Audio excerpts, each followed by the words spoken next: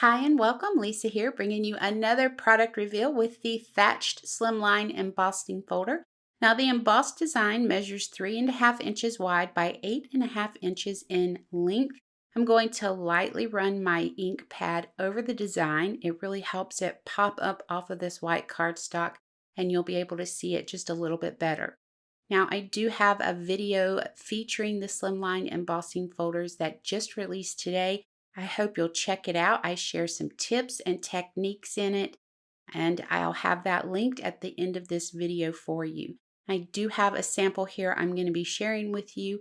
And of course, for more information on the product in this video, you can head over to the Whimsy Stamps website. It's linked directly below. I really do appreciate you taking the time to join me.